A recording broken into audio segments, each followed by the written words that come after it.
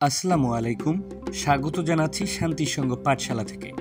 আজকে আমাদের পাঠশালা পরিদর্শনে এসেছেন রাজারহাট উপজেলা নির্বাহী অফিসার মোহাম্মদ আল ইমরান ভাই এবং প্রকল্প বাস্তবায়ন কর্মকর্তা আসাদুজ্জামান আসাদ ভাই। এর সাথে আরও রয়েছেন ঘড়িয়ালডাঙ্গা ইউনিয়ন পরিষদের সদস্য লিটন সরকার ভাই।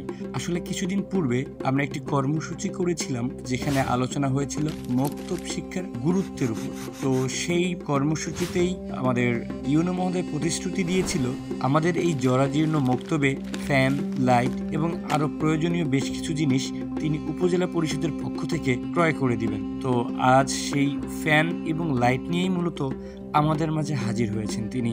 এবারেও আমাদের এই বাচ্চাদের দেখতে পাচ্ছেন, আমরা যে বস্তাগুলো দেখি চালের বস্তা, সেই চালের বস্তাগুলোতে বাচ্চারা জোড়াতালি দিয়ে একসাথে বসে আছে। তো তিনি একটা ম্যাটের জন্য কিছু আর্থিক সাহায্য নিয়ে এসেছেন।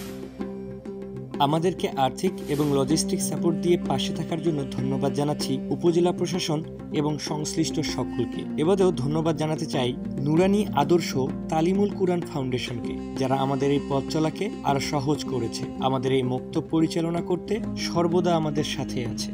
আপনার সন্তানকে অপসংস্কৃতির হাত থেকে বাঁচাতে এবং ধর্মীয় মূল্যবোধের সাথে বড় করতে অবশ্যই চেষ্টা করবেন মক্তবে ভর্তি করানো। ধর্মীয় প্রতিষ্ঠান হোক সুনাগরিক তৈরির হাতিয়ার। চলুন ছড়াই শান্তির বার্তা।